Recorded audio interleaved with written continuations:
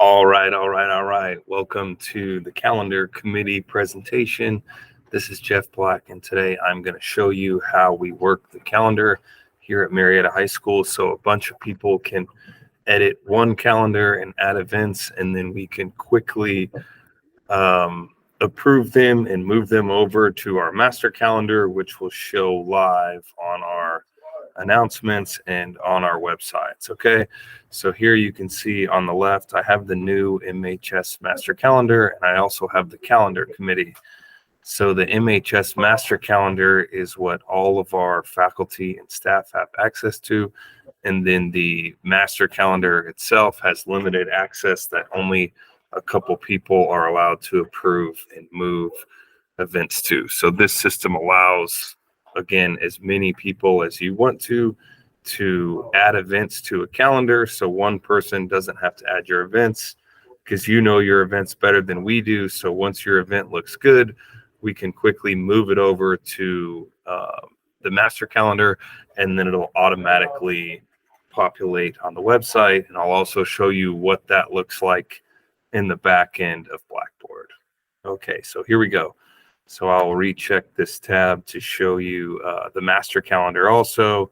So you can see all these events on the master calendar. And if I went and looked at the school calendar on our website, I would see the same events listed here as I see listed here. Okay, so if I was faculty, staff, teacher, and I needed to add an event, I could come on here and add my event.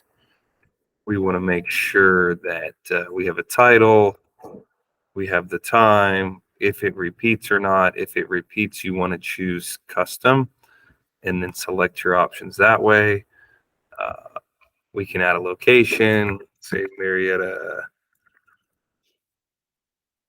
Performing Arts Center, right? And then in the description, we want to make sure we have all the things necessary. So we have the title, start and end time, the date, location, point of contact, and then be sure that we're adding this to the correct calendar because most people have multiple calendars in Google.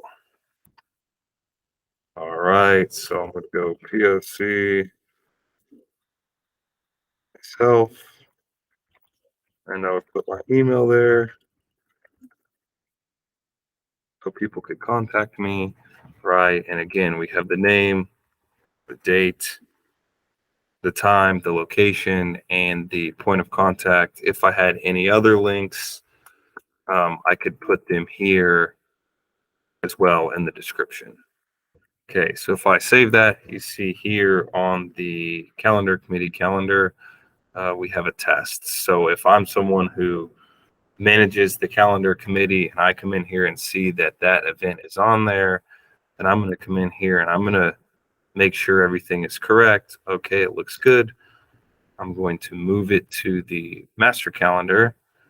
And then once I do that, I'm going to delete it off the calendar committee. So if I'm only on the calendar committee and I see my events listed on the calendar committee, that means that my event has not been approved yet, or someone hasn't seen it to move it to the master. But once it's not on the calendar committee, that means, hey, your event got moved to the master calendar and it is live on the website. So then if I go back to the main website and I refresh it,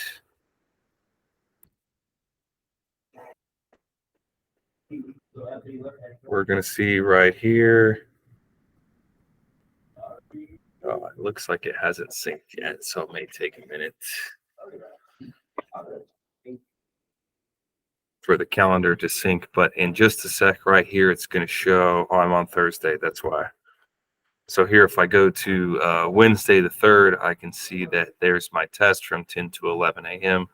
right there that we just added to the calendar. So again, this is the best way for a lot of people to be able to add their events to a calendar, and then we can quickly move it over to the master that less people have control over, because as soon as we put it on there, it's live everywhere where our calendar is live, mainly on our newsletters and also on our main website.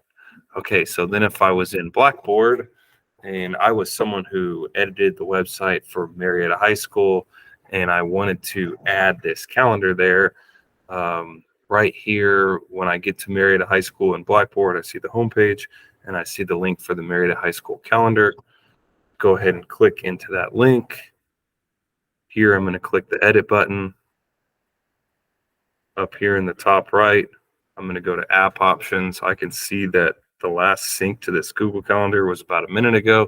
So it's constantly syncing live. So anything that we put on there will be on there immediately. So if I click app options, this is under general. There's the name of the app, and I have my Google Calendar integration. We're going to choose sync one way, right? And then we would attach our calendar there. Once we save that, our calendar is live, boom, on the website. So this is how, again, a lot of people can add their events to one calendar, and we don't have to have one admin or one secretary put all your events up on a calendar. Hope this was helpful. If you have any questions, feel free to reach out, and I'm happy to help you out.